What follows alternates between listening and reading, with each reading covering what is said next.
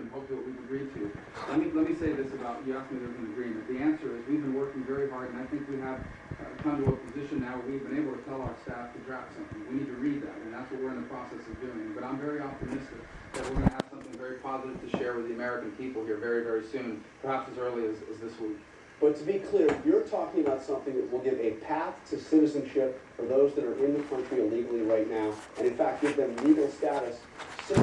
People with proclivity to owning firearms. Everybody believes that. So why not have background checks to buy a gun? What's wrong? Freeze the problem in place so it doesn't get worse. That's the first thing. The second thing is we don't want to rush on the border. We don't want people to think, well, they're still doing this enforcement stuff. At some point in a few years, they're going to actually start some process. So let me sneak in now to take advantage of it. We don't want that either. What I want is to freeze the problem that's in place. Look, I'm not happy about the fact that we have millions of people here illegally.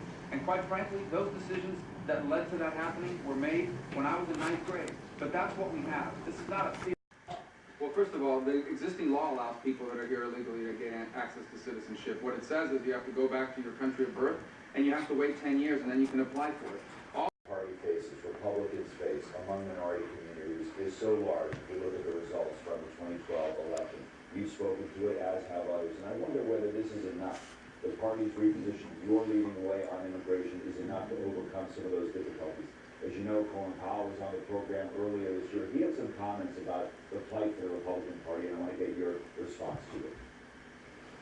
I think what the Republican Party needs to do now is take a very hard look at itself and understand that the country has changed. The country is changing. Immigration system, it allows them to earn our legal immigration system through a process that will not encourage people to come here illegally in the future, and through a process that isn't unfair for people that have done it the right way. Now, you talk about the political calculus. I quite frankly have avoided making the political calculus. What's going on, gang? And this may sound, new to people or what have you in terms of how politics works today, but what we have now isn't good for anybody. What we have in place today, the status quo, is horrible for America. The only people benefiting from the status quo in immigration today are the people trafficking human beings across the border and the people who are hiring illegal labor for cheap purposes. They're very clear, very real. These are the only people benefiting from the status quo.